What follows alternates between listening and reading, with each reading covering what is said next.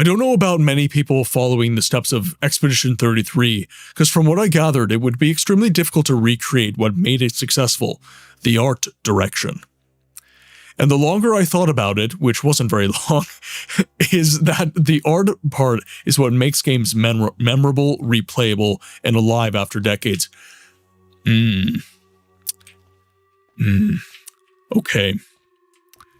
You've touched on something that I very much enjoy talking about, which is the art form of game development. The fact that games, unless we're talking about Angry Birds, are art. We were talking about this during the Baldur's Gate stream, actually, where fidelity of the game doesn't necessarily matter when a very clear artistry was imposed within the game. The reason Baldur's Gate 1 is beautiful to this day is because they had a very specific thing in mind.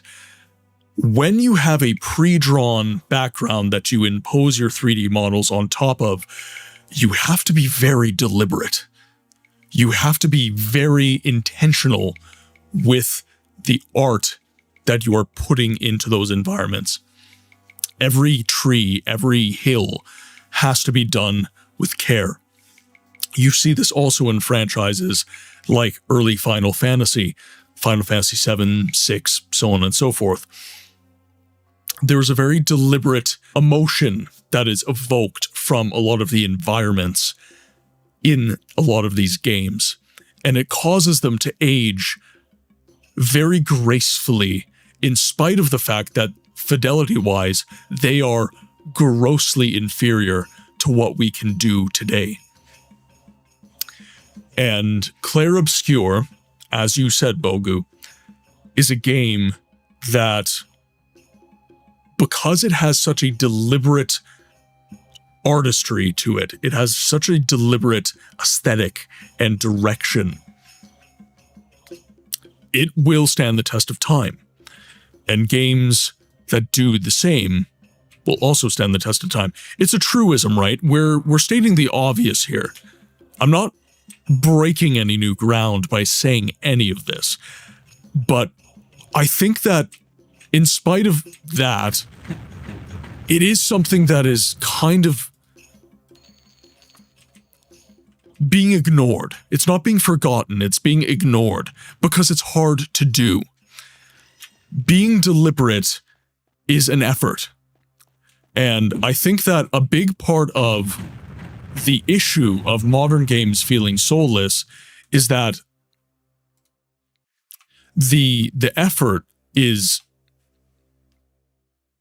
being outsourced to things that are soulless, like AI.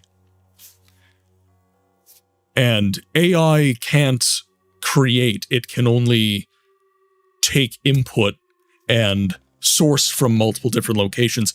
It can make beauty insofar as it can pull from what humans think is beautiful. But the more we get into this kind of, we want the maximum amount of output for the minimum amount of input situation. Art is all about intentionality and taking your time. You take your time when you write. You take your time when you paint. You take your time when you draw. You take your time when you consume the art, when you read, when you look at a painting, when you listen to music. So the art form of game design is antithetical to the optimization of game development. I think that is a good way to put it. But if you want your game to have soul, and if you want your game to age, to be immortal, to live rent-free in people's heads, it needs to be a piece of art.